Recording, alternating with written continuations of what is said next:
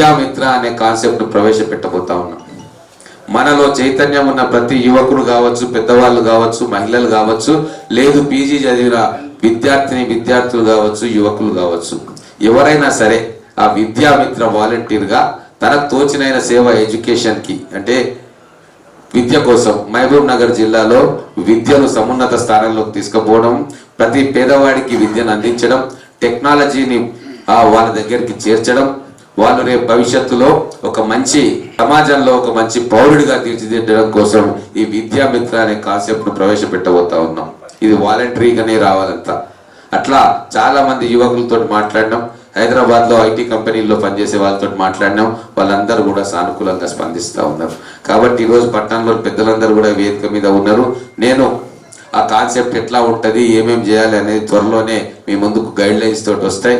మీరందరూ కూడా అటువైపు కూడా దృష్టి పెట్టాలని చెప్పి మిమ్మల్ని కోరుకుంటూ, ఒక పెద్ద ఎన్జిఓ సంస్థ కూడా ఈరోజు ముందుకు వచ్చింది. నేను మాట్లాడినా యునైటెడ్ వే అని చెప్పి దాదాపుగా ప్రపంచవ్యాప్తంగా అంతటా కూడా వాళ్ళు సేవా కార్యక్రమాలు చేస్తూ ఉన్నారు. వాళ్ళు కూడా నా కోరిక మేరకు మేము చేస్తున్న కాన్సెప్ట్ కానీ సర్వీస్ ఓరియంటెడ్ పనులను కానీ చూసి ఖచ్చితంగా మహబూబ్ నగర్ జిల్లాను వాళ్ళ కార్యక్షేత్రంగా ఎన్నుకున్నారు. ఆ 30వ తారీఖు వాళ్ళకు కూడా ఇన్వైట్ చేసినాం. అంటే ఎక్కడ కూడా ఎన్జిఓస్ ద్వారా, కార్పొరేట్స్ ద్వారా లేదా సిఎస్ఆర్ ద్వారా ప్రభుత్వం చేసేది ప్రభుత్వం చేస్తుంది. వాళ్ళకి ఎన్నో పరిమితులు ఉంటాయి. మనం అనుకున్న ప్రతి ఒక్కటి కూడా ప్రభుత్వం వాళ్ళకి కాకపోవచ్చు. అటువంటిప్పుడే సమాజం చేయుతనివ్వాలి. సమాజం అంటే మనందరం కలిసి తలా ఒక చేయేస్తే ఖచ్చితంగా ఏదైతే మనకు పేరుందో విద్వత్ మహబూబ్ నగర్, విద్వత్ పాలమూరు అనే పేరుందో దాన్ని సార్థకం చేసిన వాళ్ళం అవుతాం. మనం భవిష్యత్ తరాలకు ఏమిస్తాం?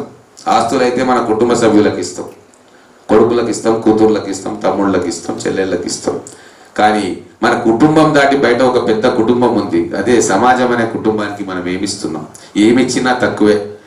చాలా మంది రకరకాలుగా చేస్తూ ఉంటారు. కొందరు గుళ్ళు కట్టిస్తూ ఉంటారు, కొందరు ఇంకేదో కట్టిస్తూ ఉంటారు, అన్నదానం చేస్తూ ఉంటారు. అవన్నీ మంచివే.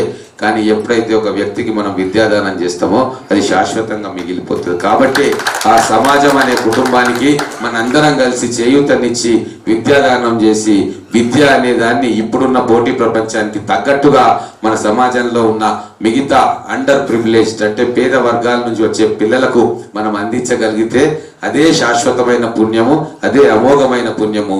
మానవ సేవయే మాధవ సేవ.